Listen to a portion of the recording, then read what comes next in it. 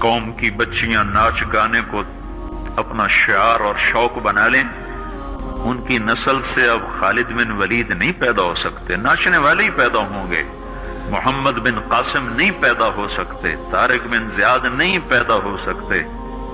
مجھے صلاح الدین یاد آیا اور میں بہت رویا۔ وہ بھی کسی ماں کا جنا ہی ہوا تھا۔ اس کے زمانے میں کرک، ایک ہمارے پاکستان میں کرک ہے، ایک اردن میں کرک ہے، اونچی پہاڑی پر وہ شہر ہے اور بڑا دشوار قلعہ ہے۔ اس پر ایک حکمران تھا عیسائی، اس کا نام تھا ریجنالڈ۔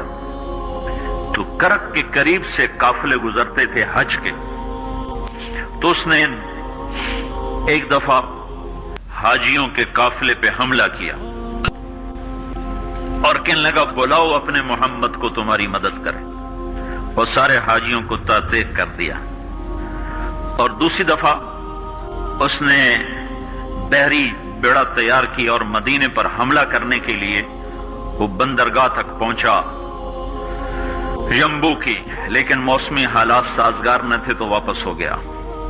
تو حطین کی لڑائی ہوئی ہے فلسطین میں، جس میں سارا یورپ اپنی طاقت کے ساتھ میدان میں اترا تھا، اور ادھر تنہا صلاح الدین ایوبی رحمت اللہ علیہ اکیلا اس لشکر سے ٹکرایا تھا، اور انہیں اس میں ساری رومن امپائر کو شکست ہوئی تھی، تو بڑے بڑے بادشاہ اس میں گرفتار ہوئے، تو اس میں ریجنالڈ بھی گرفتار ہو کے آیا۔ تو کوئی 12 بادشاہ تھے ریاستوں کے جو سامنے اس کے پیش کیے گئے، تو پیاس کی شدت سے سب کا برا حال تھا، تو صلاح الدین نے سب کو پانی پیش کیا، ریجنالڈ کو نہیں پیش کیا۔ تو یروشلم کا جو بادشاہ تھا ہمفرے، اس نے اپنا پانی بچا کے اس کو دیا۔ تو صلاح الدین نے کہا یہ پانی تو دے رہا ہے، میں نہیں دے رہا ہوں۔ اسلام میں یہ ہے جب کسی کو پانی پلا دو تو اس پہ تم ہاتھ نہیں اٹھا سکتے، یہ امن کی نشانی ہے۔ تو صلاح الدین نے فوراً اسے کہا یہ پانی تو نے دیا، میں نے نہیں دیا۔ تو پھر انہوں نے ریجنالڈ کو اسلام کی دعوت دی کہ تو مسلمان ہو جا، میں تجھے دعوت دیتا ہوں۔ اس نے انکار کر دیا، کہا میں نہیں ہوتا۔ تو انہوں نے کہا میں نے تیرے قتل کی 2 دفعہ قسم کھائی تھی، ایک جب تو مدینے پہ حملہ آور ہوا تھا تو میں نے قسم کھائی تھی میں تجھے اپنے ہاتھوں سے قتل کروں گا، اور دوسری دفعہ جب تم نے حاجیوں پہ حملہ کر کے کہا تھا بلاؤ محمد کو، تو میں نے قسم کھائی تھی کہ مجھے اللہ نے موقع دیا تو میں اپنے ہاتھ سے تیری گردن اڑاؤں گا۔ آج محمد کا ادنا غلام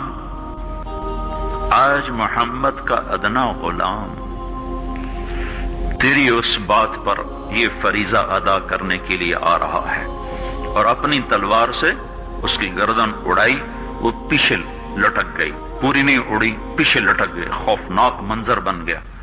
تو سارے بادشاہوں پہ کپ کپی طاری ہو گئی۔ تو صلاح الدین فرمانے لگے ہمارے مذہب میں یہ نہیں ہے، بادشاہوں کے ساتھ ہم بادشاہوں جیسا ہی سلوک کرتے ہیں، پر یہ حدود سے آگے چلا گیا تھا۔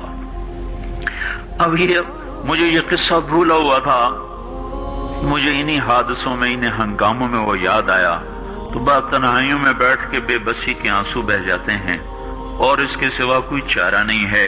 ہماری ساری نسل موسیقی میں ڈوب چکی ہے، جو بدن سرتال پہ تھرکتے ہوں، جو بدن موسیقی کے اوپر ہلتے ہوں، رقص میں آتے ہوں، ان پہ کانٹے ہی اگیں گے، ان پہ صلاح الدین کا پھول نہیں اگ سکتا، ان میں محمد بن قاسم کے پھول نہیں اگ سکتے۔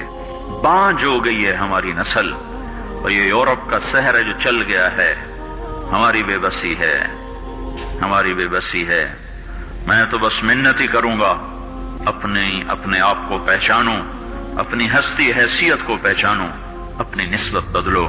تمہاری نسبت یورپ کے ساتھ ہو کے اگر موت آئی بے قیمت ہو جائیں گے، اگر مدینے والے کی نسبت مل گئی تو حضرت فاطمہ کے دائیں بائیں تمہیں بھی کھڑا کر دیا جائے گا، حضرت خدیجہ کے دائیں بائیں تمہیں بھی کھڑا کر دیا جائے گا۔ یہ چند دن ہیں، صبر کر لو، گھٹ گھٹ کے مر جانا ہی بیٹیوں کی روایت ہے۔ مشرق کی بیٹی، اس نے گھٹ گھٹ کے مرنا ہی سیکھا ہے۔